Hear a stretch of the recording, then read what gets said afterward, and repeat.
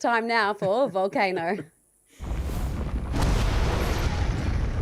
Yeah, a bit of a different volcano tonight. It was quite obvious to me that the wear and tear that was going to be placed on the 30 pluses for Collingwood was going to be a lot. And that has proven to be true.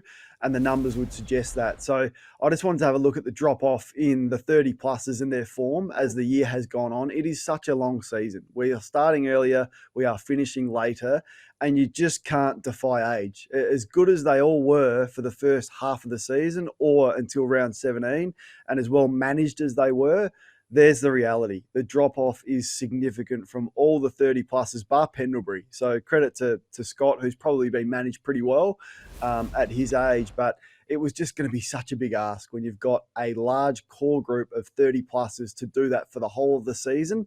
And it was great when they jumped the gun and got out to a really nice lead. It looked as though they were going to finish on top of the ladder 4 or 5 weeks ago. Now, not so. When you're fighting for your death, when you have to play every week and you're in a tough, brutal game in wet conditions in foreign territory against Adelaide, you get found out. Now, they had a shorter break and they didn't have to travel back from Perth. Adelaide, short break. Collingwood played Thursday night, just a short trip to Adelaide. The Crows coming back from Perth, but they're just better prepared, Adelaide, and their core group of players are in their prime and Collingwood are not, and I think that's caught up with them.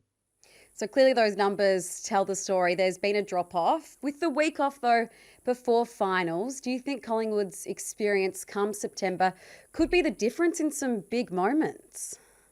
Yeah, well, that's going to help. I mean, that is a real blessing for them. But where do they finish? I mean, has the damage been done, Sarah? Like, I know Brisbane won it from outside the top four. I know the Western Bulldogs have done it, but it's very rare. Like, it's very rare to win the premiership outside the top four, particularly when there could be some interstate sides, or there will be some interstate sides in the top eight. So good luck if they have to go to Brisbane. Good luck if they have to go back to Adelaide. Who knows about Fremantle have to go to Perth.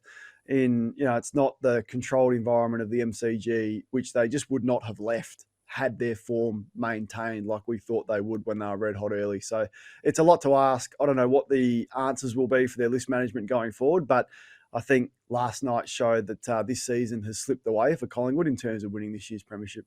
Is the biggest issue at the moment in that forward line, that attack for Craig McRae's side? Well, that was their strength, wasn't it? So that's the other factor for them. There's a lot of spot fires that he's got to put out and hasn't been able to do. So round 1 to 17, you can see that. They were so efficient per inside 50. Most efficient team, number one. So that meant you didn't have to get high number of entries, but you were making the opposition pay. Scores from turnover, I mentioned that earlier on in the show, like the best team, the team that wins a premiership, will be in the top 4 to 6 in that category. And then just points for, they were prolific. Now, ever since Craig McRae made that comment about Fremantle and them wanting or should play a bit faster, they haven't been able to score themselves. So, yeah, a lot of issues that he needs to solve and a lot of players that are suddenly out of form. What's gambling really costing you? For free and confidential support, call the number on the screen or visit the website.